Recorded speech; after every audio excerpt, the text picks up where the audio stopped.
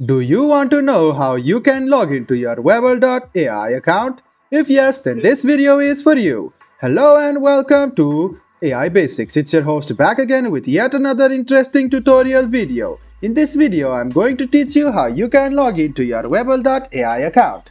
First of all, what you need to do is open Google or your Chrome Edge browser. Now go to the Google search bar and then search for wavel.ai login. Click on the first thing which appears on your screen. This will take you to the login portal, which is official login portal of wavel.ai. Write down your email in this box and password in this box. After you write down your email and password, what you need to do is click login. After you click login, you can successfully log into your wavel.ai account. If you want to log in using your Google, you can also do that. So go ahead and click login with Google, and then you can choose your Google address, and then you can click continue to sign into wavel.ai.